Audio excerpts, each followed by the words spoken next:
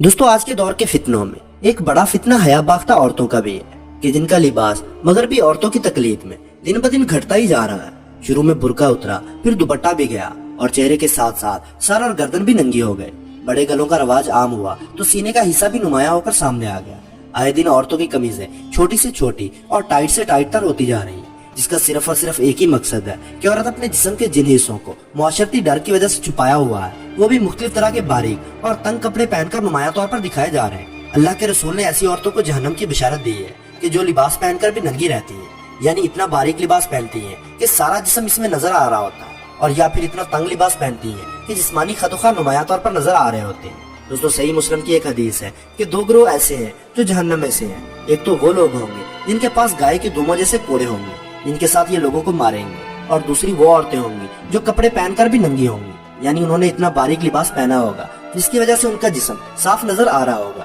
یا پھر ایسا لباس پہنا ہوگا کہ اس کی وجہ سے ان کے جسموں کا کچھ حصہ ڈھانپا ہوگا اور کچھ حصہ ننگا ہوگا۔ یہ عورتیں مردوں کو اپنی طرف مائل کرنے والی اور مردوں کی طرف مائل ہونے والی ہوں گی۔ ان کے سر ایسے ہوں گے جیسا کہ خراسانی نسل کے اونٹ کا کوہان ہو، یعنی سر کے بالوں کی نت نئے فیشن اور سٹائلز کی طرف اشارہ ہے۔ یہ عورتیں نہ تو جنت میں داخل ہوں گی اور نہ ہی جنت کی خوشبو پا سکیں گی۔ دوستو اب یہاں سوال یہ پیدا ہوتا ہے کہ اس تمام تر تناظر میں اسلامی لباس کیا ہے، اور جو مروجہ برقع ہے کیا واقعی برقع بے حیائی کو روک پا رہا ہے؟ دیکھا جائے تو موجودہ دور میں برقع بے حیائی کا سبب اور بے حیائی کا ذریعہ بن رہا ہے۔ آج کل کی عورتوں پر اس قدر مغربی بھوت سوار ہے کہ جو برقع عورت کے لیے پردہ اور زیب و زینت کو چھپانے کا ذریعہ تھا، آج عورتوں نے اسے فیشن جیسے گندے نام پر استعمال کرنا شروع کر دیا ہے۔ ایسے برقعے سے پردہ نہیں بلکہ کھلی بے حیائی کا مظاہرہ ہوتا ہے۔ آج عورتوں نے برقعے کو فیشن کے نام پر اپنا کر اپنی عفت و عزت کا سودا کیا ہے۔ بے حیائی اور زناکاری کی دعوت دے کر خود کو غیر مردوں کے لیے نمائش کا ذریعہ بنایا، جسے ان کی عصمت پر داغ لگ سکتا ہے، بلکہ لگ بھی رہا ہے۔ آج جو زناکاری عام ہو رہی ہے اس کی سب سے بڑی وجہ یہ بھی ہے۔ بہرحال عورتیں اس خوش فہمی میں مبتلا نہ ہو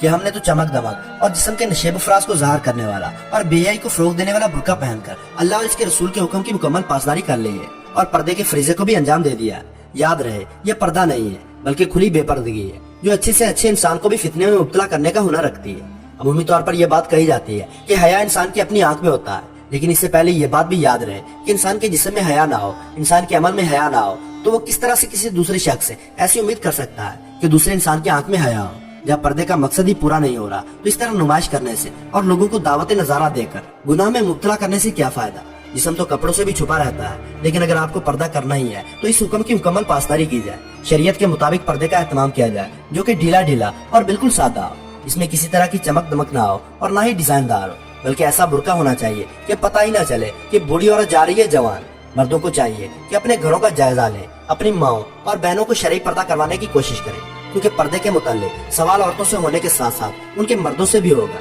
جیسا کہ حدیث پاک کے اندر ہے، آپ صلی اللہ علیہ وآلہ وسلم کا ارشاد گرامی واضح لفظوں میں موجود ہے کہ تم میں سے ہر شخص نگران ہے، اور ہر نگران سے اس کی رعیت کے بارے میں سوال ہوگا۔ اس حدیث کی روح سے مرد حضرات اپنی عورتوں کے نگران ہیں، اس لیے ان سے ان عورتوں کے متعلق سوال ہوں گے کہ تم نے اپنی بیویوں، بیٹیوں اور ماؤں کو گناہوں سے کیوں نہیں روکا، اور شریعت کا پابند کیوں نہیں بنایا، اور ایسے برقعے کا استعمال کیوں کرنے دیا جسے بے پردگی ہوتی ہے۔ اس لیے اپنے گھروں کی عورتوں کو شریعت کے مطابق زندگی گزارنے کی پابند بنائے، تاکہ آخرت کے اندر نہ آپ کو پریشانی ہو اور نہ ہی آپ کی ماؤں بہنوں کو۔ لیکن اگر ہم نے اس پر غور نہیں کیا تو مذکورہ حدیث کے مصداق قرار پائیں گے، اور آپ اچھی طرح سے جانتے ہیں کہ پردہ نہ کرنے سے بے پردگی ہوتی ہے، جسے بے حیائی پھیلتی ہے، اور ایسی عورتوں پر اللہ کی لعنت برستی ہے۔ ایک حدیث میں آپ صلی اللہ علیہ وسلم نے فرمایا، میں نے جہنم میں زیادہ تر عورتوں کو دیکھا ہے، پھر فرمایا کہ عورتوں کا جہنم میں کثرت سے جانے کی 4 وجوہات ہیں۔ ایک وجہ یہ ہے کہ ان میں اللہ تعالیٰ کی اطاعت کا مادہ بہت کم ہے، دوسری وجہ یہ ہے کہ ان میں حضور صلی اللہ علیہ وسلم کی تابعداری کا جذبہ کم ہے، تیسری وجہ یہ ہے کہ ان عورتوں میں اپنے خاوند کی فرمانبرداری بہت کم ہے، اور چوتھی وجہ یہ ہے کہ ان کے اندر بن ٹھان کر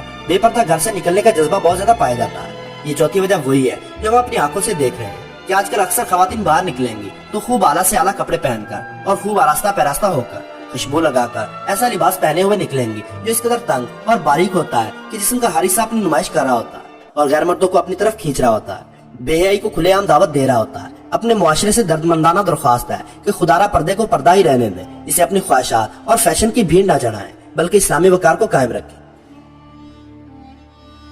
تو دوستو آج کی ویڈیو میں بس اتنا ہے۔ ویڈیو پسند آنے کی صورت میں لائک اور اپنے دوستوں کے ساتھ شیئر کرنا نہ بھولیں، اور ایسی ہی انٹرسٹنگ ویڈیوز دیکھنے کے لیے ہمارے چینل کو سبسکرائب کرتے ہوئے ساتھ موجود بیل آئیکن کو دبا دیں۔